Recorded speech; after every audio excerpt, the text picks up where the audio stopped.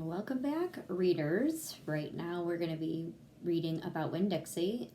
Hopefully I got it to work. I'm practicing with the Flipgrid where I'm going to show you a video and then you're going to respond back in a video. So let's hope it works.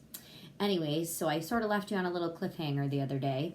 In chapter 3, Opal finally asked the preacher or her dad 10 things that she wanted to know about her mother. So, and then I sort of just left you off at a cliffhanger. So this is chapter 4. 1, said the preacher. We were sitting on the couch and Winn-Dixie was sitting between us. Winn-Dixie had already decided that he liked the couch a lot. 1, said the preacher again. Winn-Dixie looked at him kind of hard. Your mama was funny. She could make just about anybody laugh. 2, he said. She had red hair and freckles. Just like me, I said. Just like you, the preacher nodded. 3, she liked to plant things. She had a talent for it. She could stick a tire in the ground and grow a car. Winn-Dixie started chewing on his paw, and I tapped him on the head to make him stop. 4, said the preacher. She could run fast. If you were racing her, you couldn't ever let her get a head start because she would beat you for sure. I'm that way too, I said. Back home in Whatley, I raced Liam Fullerton and I beat him, and he said it wasn't fair because boys and girls shouldn't race each other to begin with, but I told him he was just a sore loser. The preacher nodded. He was quiet for a minute.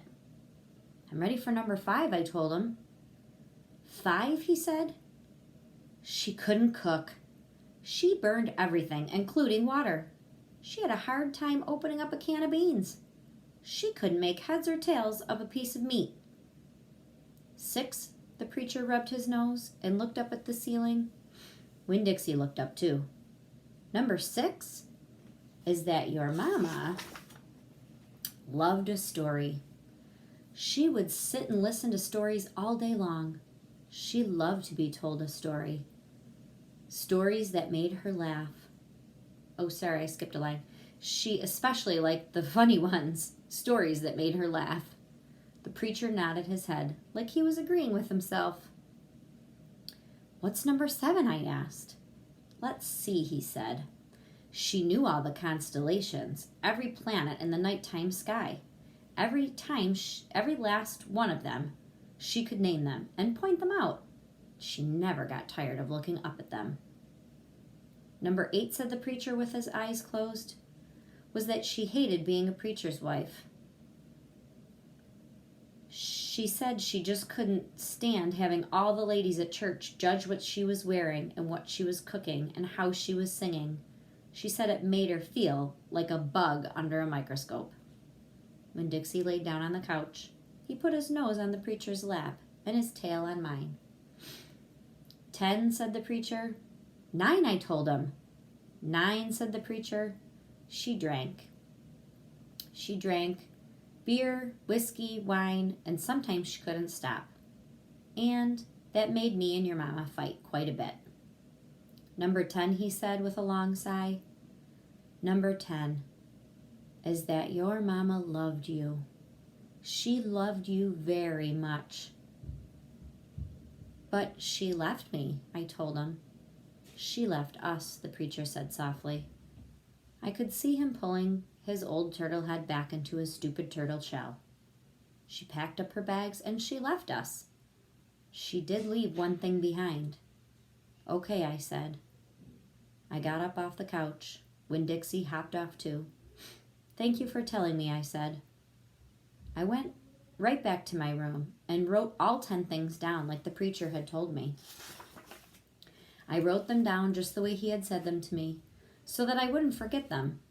And then I read them out loud to Winn-Dixie until I had memorized them. I wanted to know those 10 things inside my head, inside and out. That way, if my mama ever came back, I could recognize her, and I would be able to grab her and hold on tight and not let her get away from me again. No cliffhanger today. That was a good one. So the preacher finally told Opal a little bit about her mom. So it was kind of nice for her to learn about those things. And of course, she ran right back to her room to write them all down so she wouldn't forget.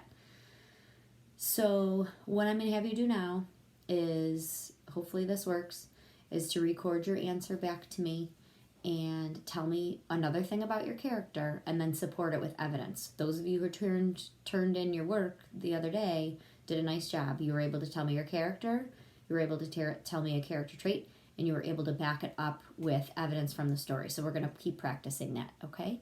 All right,